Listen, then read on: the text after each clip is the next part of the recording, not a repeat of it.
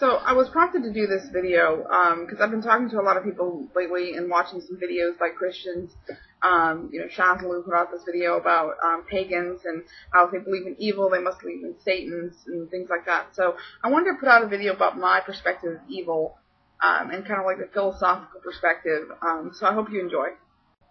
Well, the first thing we have to ask ourselves is, what is evil?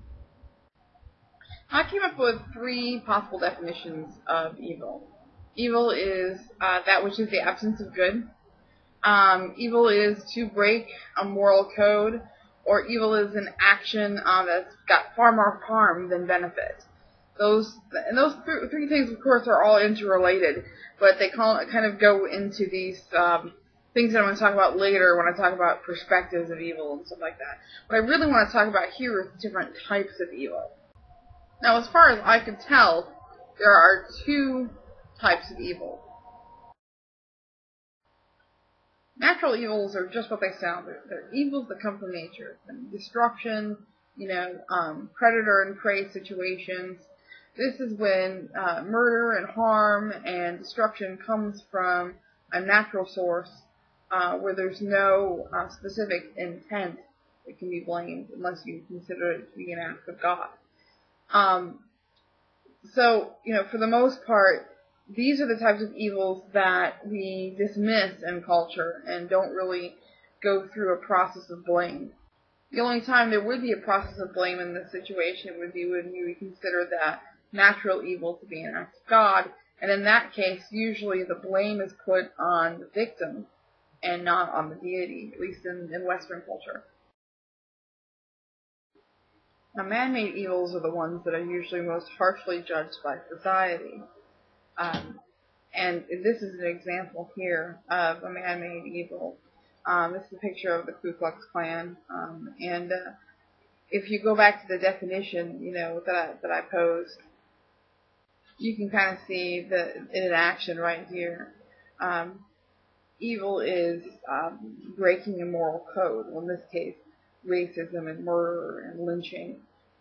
It's also doing more harm than good, even though the Klan had started off as kind of a charity organization, or just, like a fraternal organization that did charities and social work and things like that.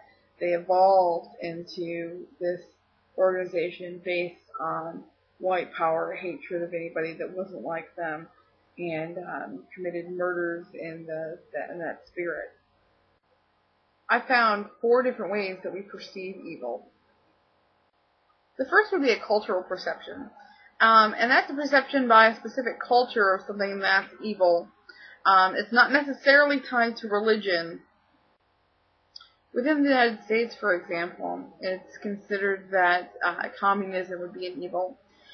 We have a strong focus on individual liberty and democracy and the fight that our ancestors went through to get that. So something like communism, which is a classless society where there's less rights for the people and what they can do with their lives, is considered to be an evil by many Americans.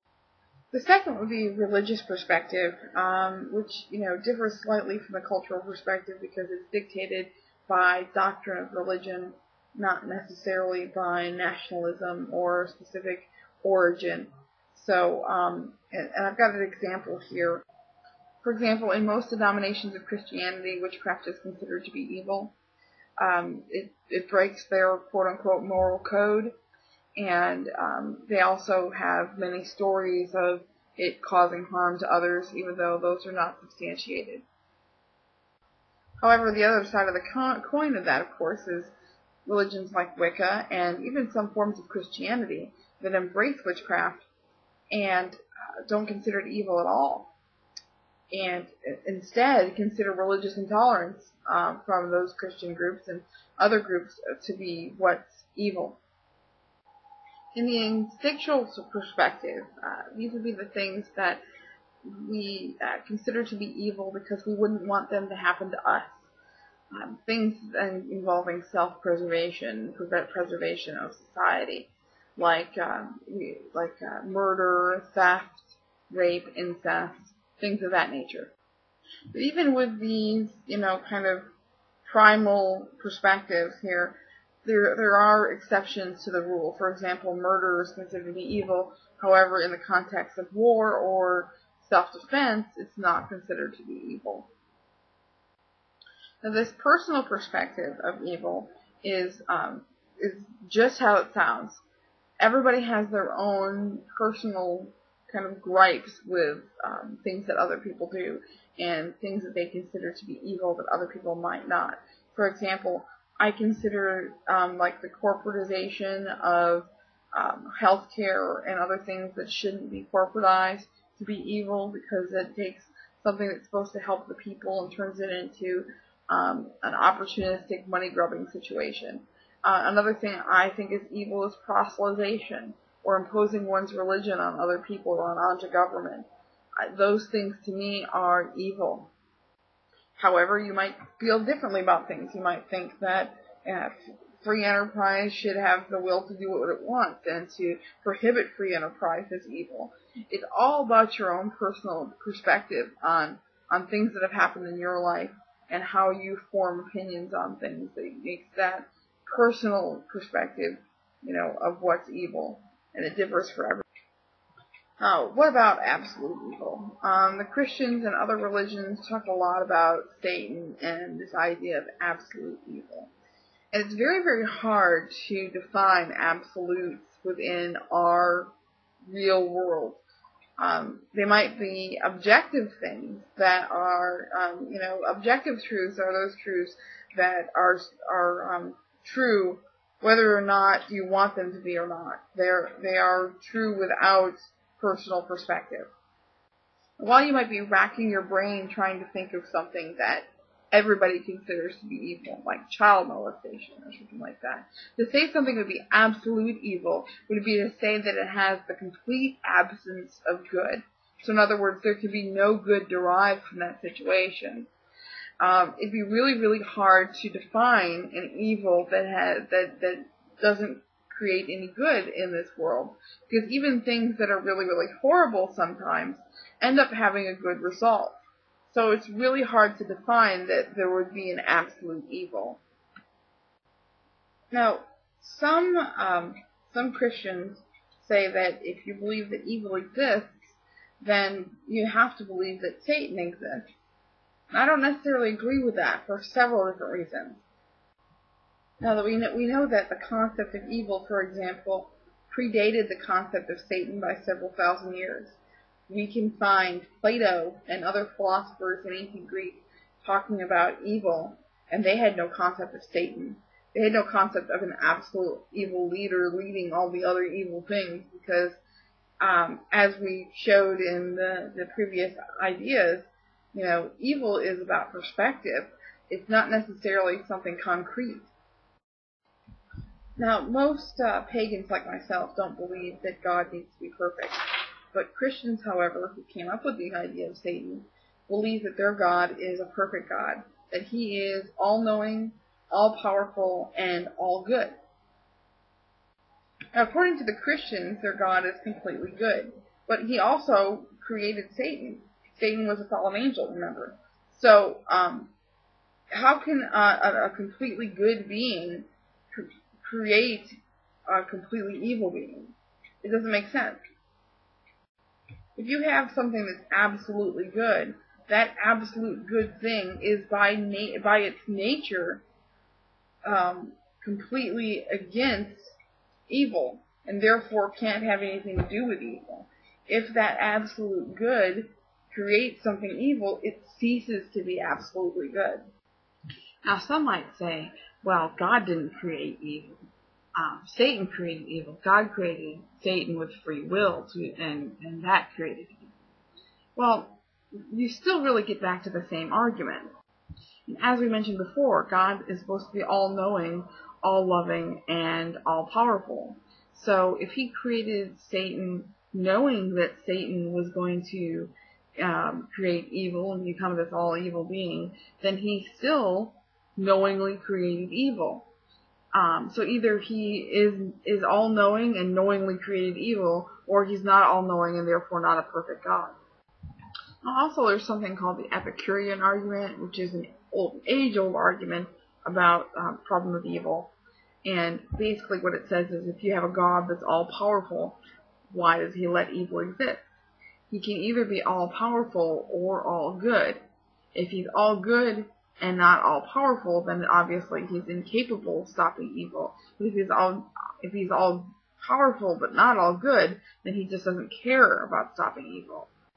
But if he's like the Christians say, and he's both all-good and all-powerful, then therefore there should be no evil in the world, and there shouldn't be a Satan. Now, before when we were talking about evils, we talked a little bit about natural evils and how those evils are usually blamed on God. For example, Pat Robertson recently blamed the Haiti disaster on God, but really he put blame on the people of Haiti, the victims, which is normally what happens with a Christian perspective. That the victim is blamed for the wrath of God, but God is held responsible for that natural evil. Now, supposing that's true, just like the Bible says that God is responsible for natural evils, like floods and so forth and so on, if that's true, then God cannot be all good, and that basically negates the need for an all-evil being. Now, in most polytheistic religions, we do still blame deity for natural evils. But however, we don't see the need to, make an all-evil being to oppose those deities. It doesn't make sense to us to need that, because we understand that nature is both good and evil, constructive and destructive. So it makes more sense to me then to have deities that are tied to nature, for us to understand that what we perceive as evil isn't necessarily evil in the grander perspective. It just so happens that because it's happening to us, we consider it to be evil. But however, there could be some greater good coming out of that, because nature and the deities that run the forces of nature have a larger, grander perspective than we do. And before we were talking about absolute evil, we talked about how it'd be hard to define that, because an evil in this world could eventually create some good.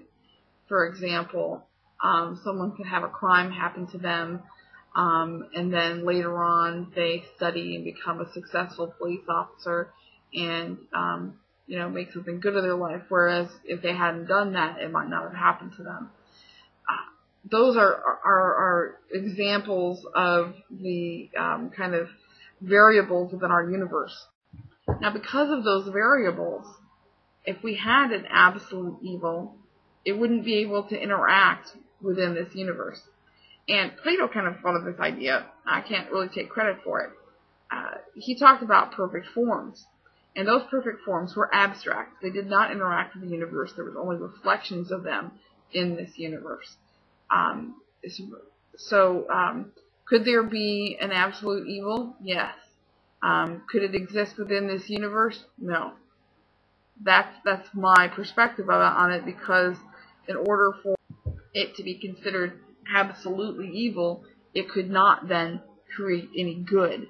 And because of all the variables within our universe, it's not possible for it to be an absolute evil, because it could then create a good. So it doesn't matter what you think of, there could always be something good that came from it. No matter how minuscule, it doesn't matter, because the concept of absolute evil would be the absence of anything good. Therefore, if Satan is an absolute evil opposed to the God of absolute good, neither the absolute good or the absolute evil would be able to interact within our universe. So therefore, they kind of cancel each other out. Anyway, I hope you enjoyed this video. I'm sorry if it went a little bit long, but it's kind of an important video. I hope you learned something about the nature of evil, and I hope that when you get into discussions with somebody, you'll be able to have a little information to arm yourself with. That's the point of this video. So thank you for hanging in with me, and blessed be.